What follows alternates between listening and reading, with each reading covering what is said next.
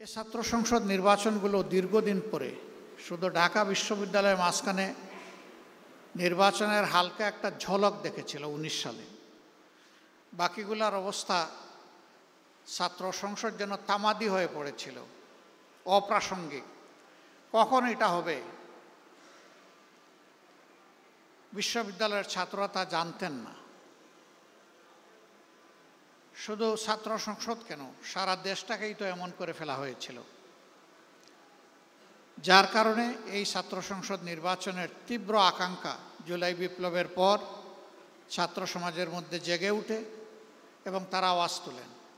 এ পথে বাধা ছিল, সব বাধা মাড়িয়ে 4টি বিশ্ববিদ্যালয় ইতিমধ্যেই নির্বাচন অনুষ্ঠিত হয়েছে। আমরা আশা করছি বাকি পাবলিক বিশ্ববিদ্যালয়গুলোতেও যথাশীঘ্রই নির্বাচন অনুষ্ঠিত হবে। নির্বাচনে যারা অংশগ্রহণ করেছেন তারা সকলেই অভিনন্দন পাওয়ার যোগ্য, কারণ অংশগ্রহণ করাটাই একটা বীরত্ব। লড়াই করে যে বীর সেই।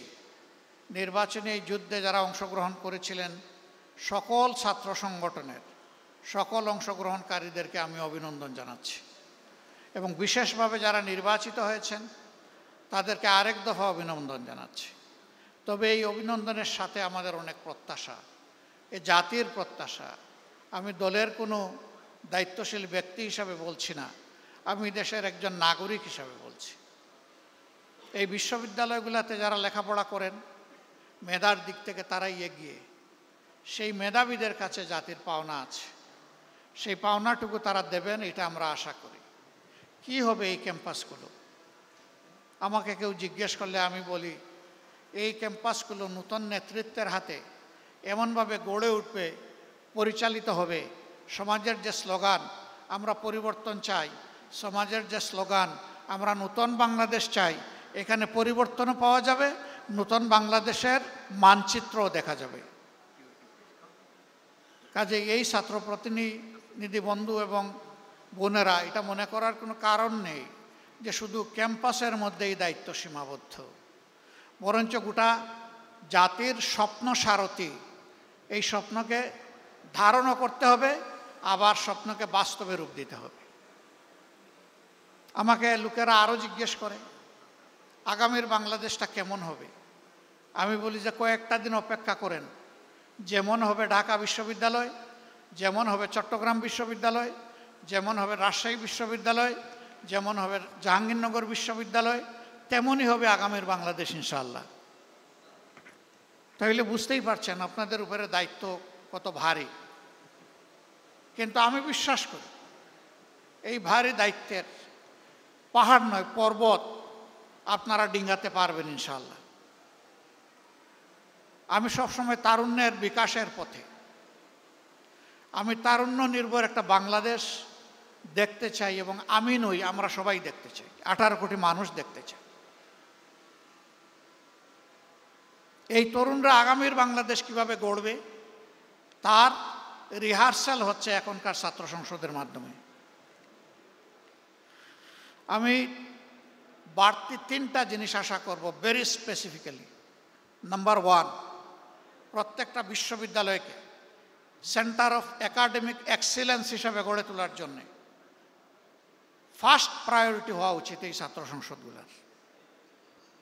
এর সাথে অবভিয়াসলি শুধু বই খাতা মেলে পড়ব আর ক্লাসের একটা লেকচার আমি শুনবো দেখব, বিষয়টা তা না।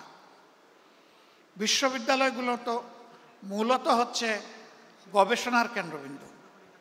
আফসোস এখন গবেষণা উবে গেছে, যার কারণে হাজার বিশ্ববিদ্যালয়ের তালিকায় আমরা নেই।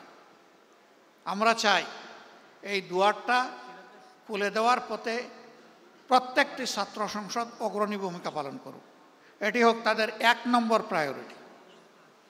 এর সাথে শিক্ষার পরিবেশ নিশ্চিত করার জন্য যা দরকার ক্যাম্পাসে, যতটুকু ম্যাক্সিমাম সামর্থ্যে কুলায় সেই এফোর্টটাকে ম্যাক্সিমাইজ করা দরকার। নাম্বার 2, অতীতের কলুষিত ছাত্র রাজনীতিতে আমরা শুনতাম, আমরা দেখতাম ছাত্র সংসদে যারা নির্বাচিত হন তারা বিশ্ববিদ্যালয় এবং কলেজগুলার বিভিন্ন উন্নয়নমূলক কর্মকাণ্ডে তারা জড়ায় পড়েন। তারা অংশ বসান, অসৎ উপায়ে রুজি করেন। আমরা সততার পরীক্ষায় এই ছাত্র সংসদগুলোকে শতভাগ উন্নীত দেখতে চাই। এখানে 1% কোনো ফেইলিওর এই জাতি দেখতে চায় না। কারণ ইতিমধ্যে যুবকদের নিয়ে জাতির যে অ্যাসপিরেশন তৈরি হয়েছিল, কারো কারো ভুলের কারণে সেই জায়গায় ভাটা পড়েছে। আমি চাই সেই ভাটার জোয়ার এই ছাত্র সংসদগুলোর মাধ্যমে ফিরে আসুক। তারা যেন প্রমাণ করে যে না, কয়েকজন মানুষের ব্যর্থতা মানে গোটা ছাত্র সমাজের ব্যর্থতা নয়, এটা আমরা মেনে নেব না। আমরা প্রমাণ করব ছাত্ররা সবসময় ন্যায় সত্যের পক্ষে, কল্যাণের পক্ষে, এবং ছাত্ররা সবসময় বৈষম্যহীনতার পক্ষে। আমার 3 নম্বর প্রত্যাশা, একজন নাগরিক হিসাবে ভবিষ্যতের বৃহৎ নেতৃত্বের জন্য নিজেকে তৈরি করো। তোমাদের হাতে নেতৃত্ব তুলে দিয়ে আমরা পিছন থেকে তোমাদেরকে শক্তি যোগাতে চাই। দেশের ককপিটে তোমাদেরকে বসাতে চাই। তোমরা ককপিটে বসে দেশ পরিচালনা করবা, পিছন থেকে আমরা তোমাদের জন্য দোয়া করব, শক্তি যোগাবো। ভুল করলে কানে কানে তোমাদেরকে বলে সংশোধন করব, কথা না শুনলে হাতে ধরে ঝাঁকি দেব।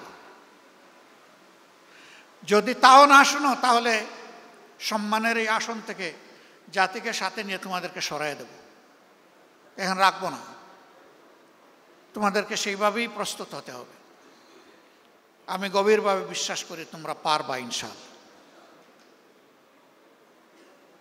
তোমরা পেরেছ। একটা পর্বত প্রমাণ, একটা হস্তিকে তোমরা এই সমাজ থেকে তাড়াতে পেরেছ। তোমাদের নেতৃত্বেই সেটা সফল হয়েছে। তোমাদের নেতৃত্বে ইনশাআল্লাহ আগামী নতুন বাংলাদেশ, বেটার বাংলাদেশ গড়ে উঠবে, এটা আমাদের প্রত্যাশা।